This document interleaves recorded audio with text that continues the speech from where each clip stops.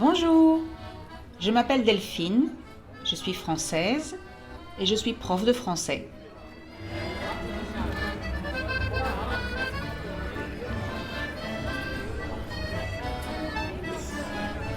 Je veux vous aider à parler mieux en français. Mais pour parler mieux, il faut aussi écouter et comprendre. Alors bienvenue à French to Go, un podcast tout en français où je vous parle de ma vie au quotidien.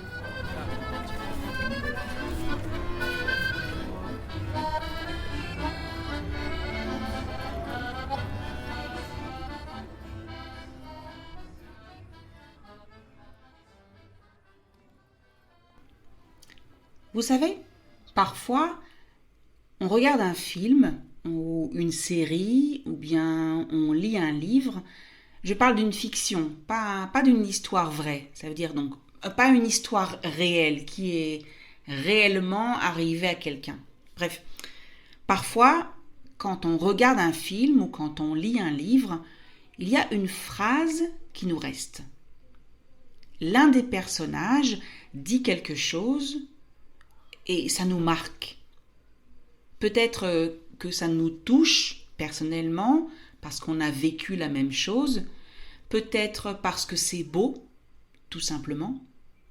Et parfois, le personnage dit quelque chose qui fait tilt. Alors en français, on dit qui fait tilt quand on veut parler d'une idée ou de quelque chose qui nous rappelle un événement, qui nous fait comprendre un truc. Un peu comme si la lumière s'allumait tout à coup. Pourquoi est-ce que je vous parle de ça ? Parce que je me souviens encore aujourd'hui d'une scène d'un film que j'ai vu il y a un peu plus de 6 mois.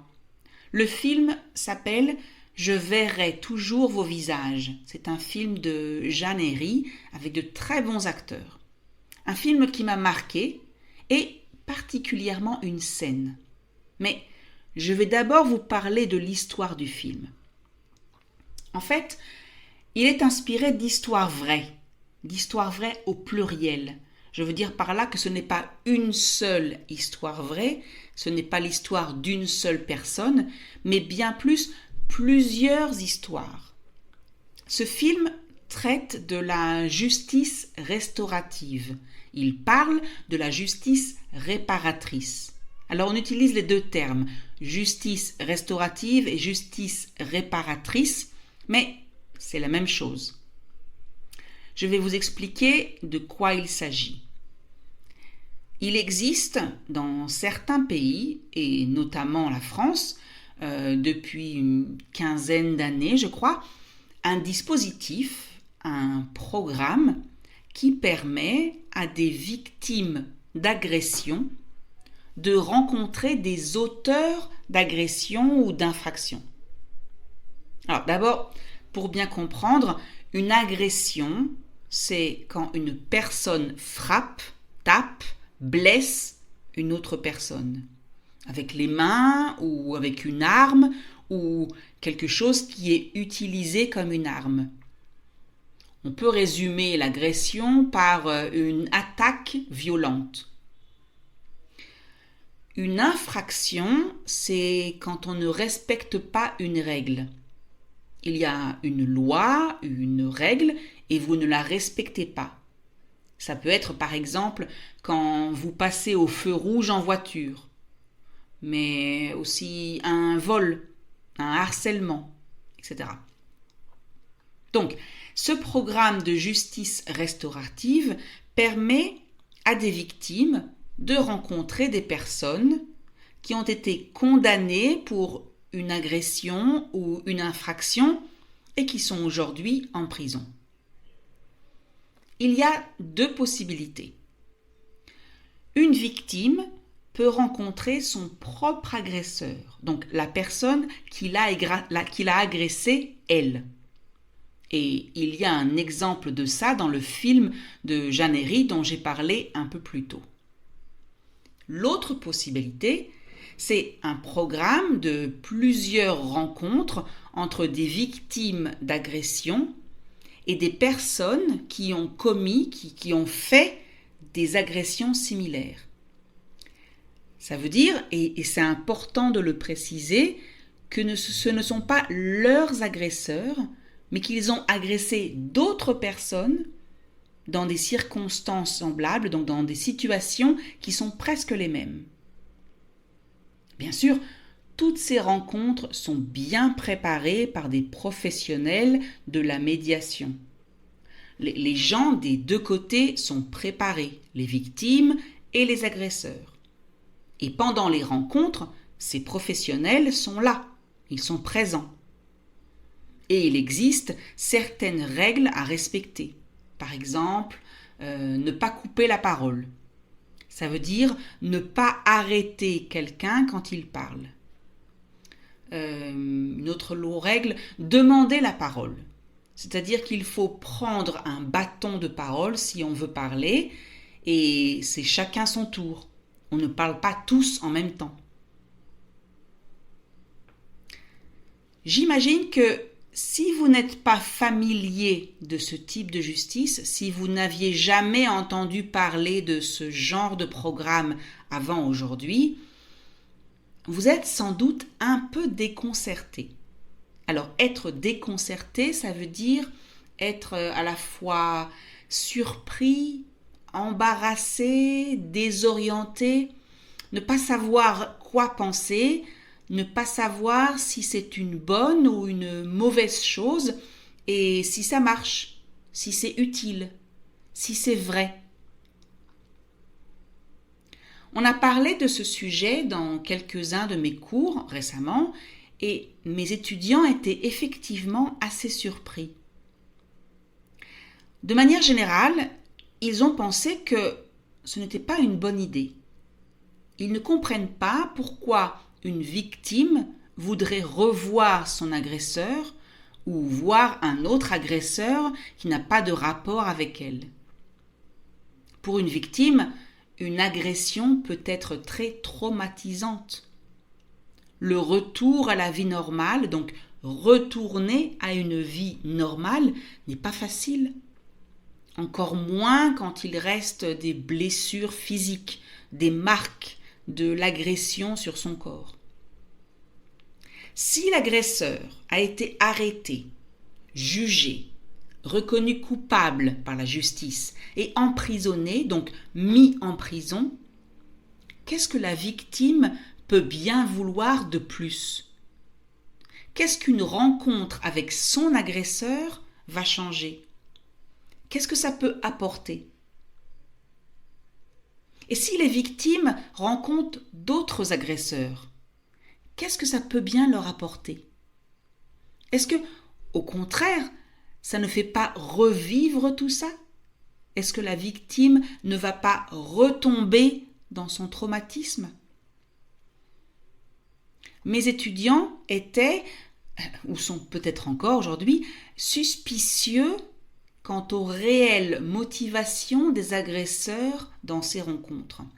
Ça veut dire qu'ils ne savent pas vraiment pourquoi les agresseurs acceptent de participer à ce genre de rencontres, surtout si cela n'a aucun effet sur la condamnation. Alors je précise, d'accord, que la participation à ce programme ne change absolument rien au nombre de mois ou d'années que les agresseurs doivent passer en prison. Plusieurs de mes étudiants ont dit qu'ils étaient sûrs que les agresseurs allaient jouer les victimes. Alors, qu'est-ce que ça veut dire jouer les victimes? Ça veut dire se mettre dans la position d'une victime. Dire que ce n'est pas sa faute en réalité. Par exemple, les agresseurs peuvent raconter leur enfance, leur histoire familiale, dire qu'ils ont eu une enfance malheureuse, un père violent, qu'ils ont été placés dans une famille d'accueil ou dans un centre spécialisé. Ils peuvent raconter qu'ils ont eu de mauvaises fréquentations. Ça veut dire qu'ils ont passé du temps avec les mauvaises personnes. Et que tout ça les a entraînés là. S'ils ont agressé quelqu'un, s'ils ont volé quelqu'un, c'est à cause de tout ça. Bref, ils deviennent une victime. Ils n'assument pas vraiment leurs actes. C'est-à-dire qu'ils ne disent pas vraiment qu'ils sont responsables de ce qu'ils ont fait. Alors, vous, qu'est-ce que vous en pensez? D'abord, est-ce que vous pensez que ce type de programme peut être intéressant, qu'il peut être utile? Pouvez-vous imaginer qu'une victime demande à voir son agresseur ou un agresseur? Pour préparer mon cours, donc en plus du film que j'avais vu et du reportage que j'ai présenté à mes étudiants, j'ai aussi lu des témoignages, surtout des témoignages de victimes qui ont participé à un programme de justice restaurative. Et j'ai compris pas mal de choses, j'ai compris beaucoup de choses. C'est le moment de vous parler de cette phrase qui a fait tilt quand j'ai vu le film de Jeanne Herry, d'accord? Donc c'est le moment de vous parler de cette victime et de ce qu'elle a dit aux autres agresseurs de la rencontre. Alors elle a dit, ce ne sont pas ces mots exacts, mais l'idée là, d'accord? Elle a dit aux agresseurs qu'il n'y a pas qu'une seule victime dans un vol, un cambriolage, etc. Ce n'est pas seulement la personne qui a été agressée, frappée, qui est victime. C'est tout son entourage. Sa famille, ses enfants, son mari ou sa femme, ses amis, ses collègues. Quand une personne a été agressée, elle garde un traumatisme qui change complètement sa vie, qui bouleverse sa vie, qui fait qu'elle n'est plus la même personne au quotidien. Elle ne sait plus faire les choses comme avant. Toutes ces choses simples du quotidien. Et tout le monde en souffre. Son mari ou sa femme, ses enfants, sa famille, ses amis, ses collègues de travail. Donc, quand on agresse une personne, on agresse en fait tout un monde, tout un groupe de gens, et peut-être pour longtemps, peut-être à vie. Je ne sais pas vraiment pourquoi des prisonniers, des agresseurs acceptent de participer au programme de justice restaurative. Est-ce qu'ils veulent demander pardon? Ce n'est pas clair. Est-ce qu'ils seront vraiment sincères dans ces rencontres? Est-ce que ces rencontres changent vraiment leur façon de voir les choses? Est-ce que, grâce à ces rencontres, ils ne recommenceront pas? Difficile à savoir. Personnellement, je peux comprendre plus facilement pourquoi des victimes acceptent de participer à ce programme. Même si je pense que ça doit être très dur, très difficile, très traumatisant. Je pense qu'il faut être très fort pour participer à ces rencontres, pour écouter les histoires des autres victimes, pour raconter sa propre histoire à des inconnus, et aussi pour écouter des agresseurs, des gens qui ont été violents, des gens qui ne se rendent peut-être pas compte des conséquences. Oui, je pense que les victimes qui participent à ce programme doivent être très fortes. Mais je peux comprendre qu'elles aient envie de parler, d'écouter, de comprendre, peut-être de changer, de convaincre. Elles veulent avoir le dernier mot. Elles veulent être reconnues comme victimes. Elles veulent que les agresseurs, après le procès, après la sentence du juge et pendant ces années en prison, donc elles veulent que les agresseurs mettent un visage sur ces victimes. Que ces victimes ne soient pas juste un nom, qu'elles aient aussi un visage.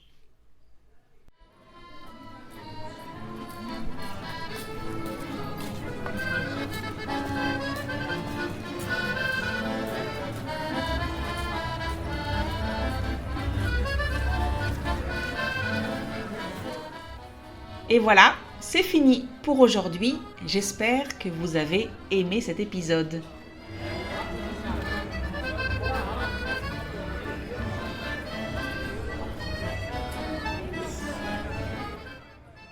Comme d'habitude, le texte est disponible gratuitement sur www.frenchcart.com. Si vous aimez French to Go, laissez un commentaire, likez, partagez avec vos amis. Merci.